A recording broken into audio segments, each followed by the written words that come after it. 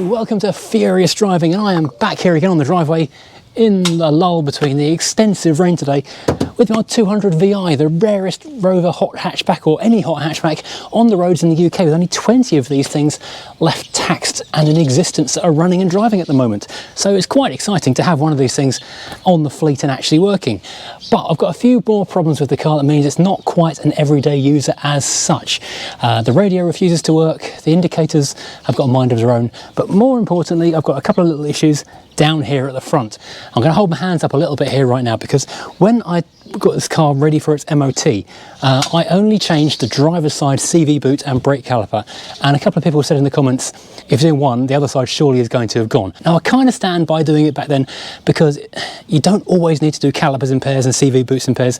The Crown Vic, for example, needed a new UK driver's side brake caliper. The passenger side one, the driver's side on that car, is still absolutely fine, so I didn't need to change that caliper.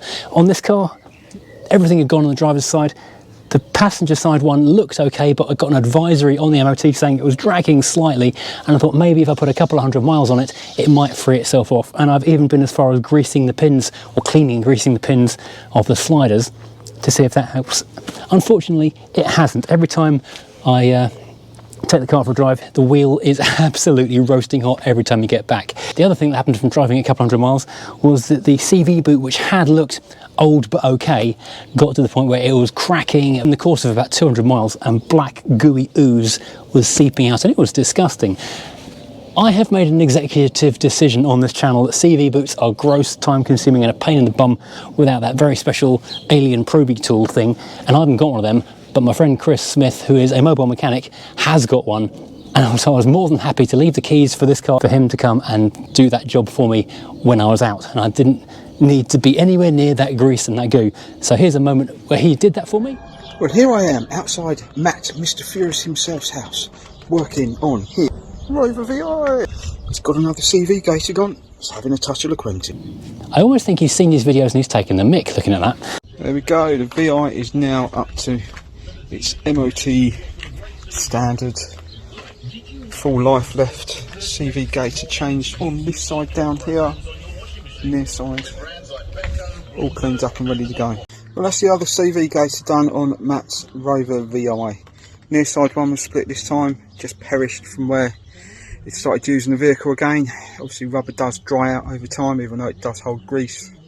It still wears out. Anyway, the CV boot is now done, but the other thing which needs to be done is this brake caliper, which will hopefully only take a couple of minutes because these pins have been off already, so they've already been lubed, and I've just given them another lube of Bulldog because that will make things look nice and easy. I've just slooped the flexi hose. So this is a left-hand front caliper assembly from Rimmer Brothers, where they've actually got new old stock of these things, 30 quid. People will suggest, why don't I do a rebuild on this? The rebuild kit is £18 plus delivery. This is £30 plus delivery. That's £12 difference for a brand new thing with no corrosion in the chrome of the piston, as opposed to an old one which I'm trying to make and do mend and fix it. I'll be better off just weighing this thing in with the rest of the scrap that's hiding in the back of the garage.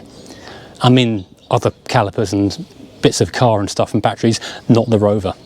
Now before we crack on, I will say this video is sponsored by Furious Driving. If you head over to www.furiousdriving.co.uk, you'll find all manner of woolly and baseball caps, stickers, keyrings, pin badges, t-shirts and mugs waiting for your delectation and delight. furiousdriving.co.uk for all your Furious Driving merch needs. And of course, if you're wondering what tools I'm using, then also head over to my Amazon affiliate store in the link below, where you'll find all the random stuff like this big tray which keeps all of your sockets together on place, the jacks, the power tools. You don't have to buy anything, but go and take a look, and it certainly does help the channel stay afloat and keep rolling on. Now let's make a start by trying to undo, first of all, or at least slacken off the flexi hose bolt. I seem to have a lot of flexi hoses in my life at the moment. You'd think I'd remember what size it is by now as well, having done so many of them recently. This is the only one that hasn't been undone recently, actually. Because I've undone... Oh, that's... Bulldog, I love you. That's Bulldog BDX, not the character from Frasier from many years ago. So yeah, I have slackened off these pinch bolts. I'm not sure if Chris would have done them as well when he was doing the CV boot. Oh, wow, amazing. literally amazing.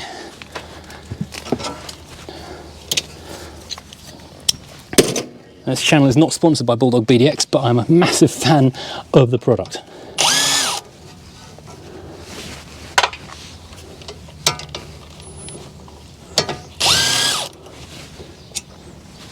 And amazingly, I finally remembered, for like the 4th time I've done a brake caliper in the last few weeks, to go and get my clamp hose tool so I can actually pinch this thing shut, not losing my fluid, and not have to resort to mole grips with a cloth in the mouth.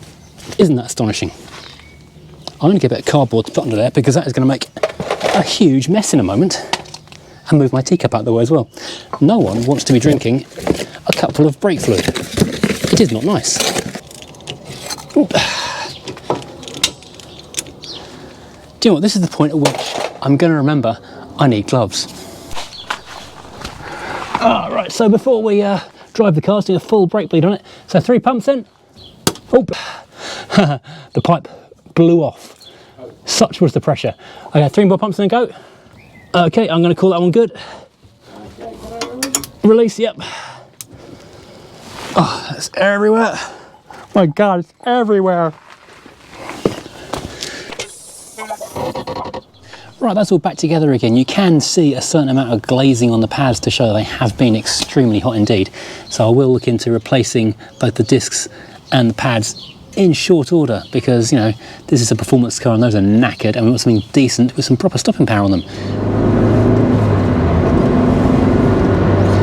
Right, so we have now got 4 brakes that aren't dragging, which is a major upgrade. Car is still pulling slightly to the left. I did have this tracked the other day. I took it down to a local tyre fast fit place and they did the tracking, said it was a couple of degrees out, and they corrected it. And it's different and better to how it was, but it's still not right. I was hoping it was just dragging on that brake, meaning it was just pulling off, but I'm still driving with the wheels set off to the left, so I'm going to have to take it back in a couple of days' time and get them to redo that, because it's just not 100% right at all. But meantime, I've also been playing with the radio. I have tried, I think, a good half dozen different head units in this car, and I'll show you some background of me doing stuff to this car right now, but it is not happy and I cannot figure out at all. Right, so the ongoing mystery of the non-functioning radio in the 200 VI remains a mystery. I'm very confused as to what the problem is. The regular Rover one wouldn't work, the Sony one worked briefly then stopped. So I've now got this one, which is the Lee Geek, which someone sent me through under Junk in the Trunk a little while ago, which is like a known working radio as far as I can tell, or as far as I'm aware anyway. So what I've done, because it's got a useful pin instruction thing, which tells you what pin does what on the back of it, I've got the earth and the positive both linked up just here. Turn the power on, and I get just about 12 volts, which is what you expect. Turn the power off, it goes away. Additionally, we've got the position of the memory backup thingy, which is showing just like 2 volts just down there when the power's off, and jumps up to 8 volts when the power's on. That's the battery backup circuit. Now, if anyone can tell me what voltage that should be on when it's turned off, that would be helpful. Currently it's showing at 2 volts, and I'll show you what this does when you turn the radio on, or try to anyway.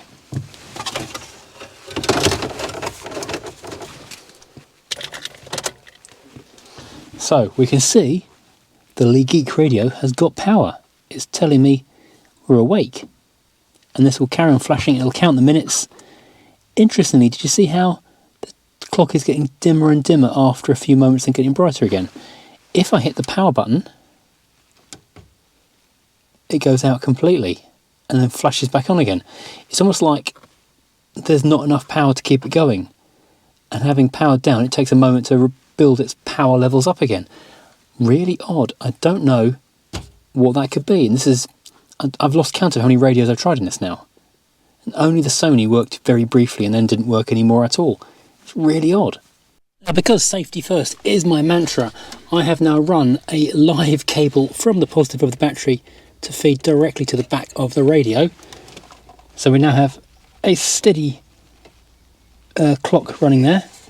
If I hit the power button, we get a high, sometimes moving as far as the frequency, that 87.5 base frequency that everything always defaults back to, and it just dies off again. There's some signal coming through the car somehow, which is basically killing every radio as soon as it tries to work. I don't get it. Oh, got a high that time. Weird. So weird. So yeah, I've tried this in pretty much every which way you possibly can.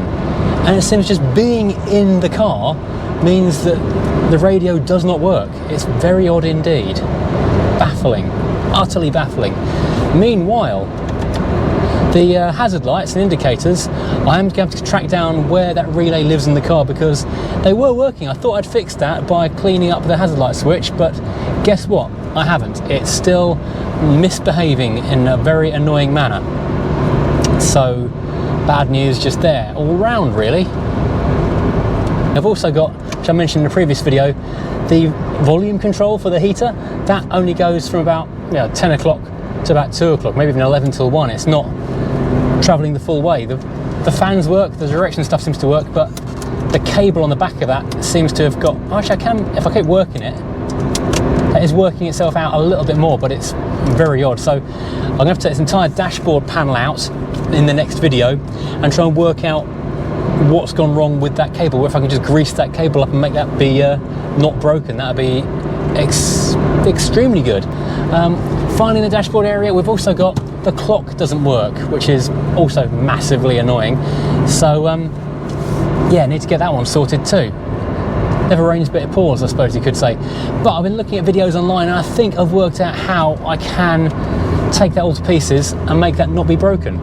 With a bit of clever jiggery pokery, because there's more than one kind of these clocks, and so if you're going to do it, you do need the right one, otherwise you've got problems. Maybe having a working clock might reset the radio problems. I very much doubt it will though. You know, too much to hope for. And finally, I do need to try and work out where the button for the interior light switch has disappeared to inside the bodywork. There'll be an entire video on fixing stuff internally on this car before too long.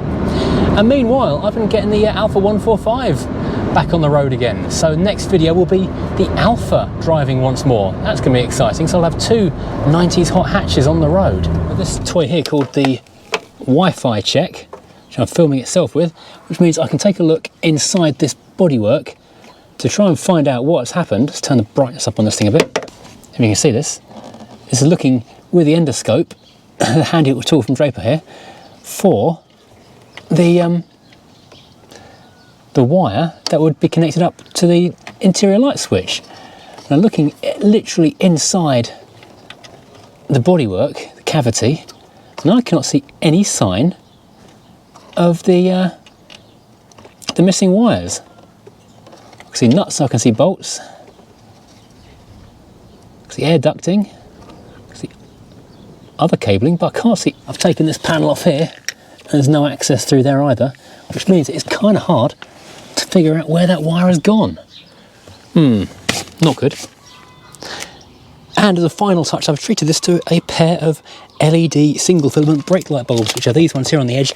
Not that there's anything wrong with the original incandescent bulbs, but these are just a little bit brighter and flick on a moment faster. You can't really tell the difference looking at the video, but in reality they are dazzlingly bright in comparison to the originals. So there we go, this car is proving to be an interesting challenge electrically.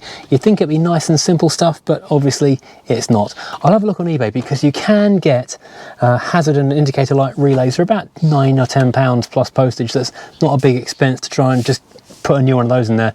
And because if it's an intermittent fault, testing it won't prove one way or the other whether it's broken or not, because it'll guarantee to be working the moment you put a test meter on it. Hopefully that'll fix itself, because the thing about my collection of cars is I like my cars to be on the button, ready to go, turn the key and just drive off. So the Crown Vic, for example, just over there, I know I can get into that car and I can drive anywhere in that. It'll cost me a bit in petrol, but it'll get there. I want the radio to work, I want all the lights to work, I want everything to be spot on. If it's not spot on, it just annoys me, and I don't like cars that aren't working properly. So this has to be right or I'm not going to enjoy it. So hopefully next video I can work through some electrical gremlins and actually make this thing be functioning as I would like it to be. Well, fingers crossed anyway.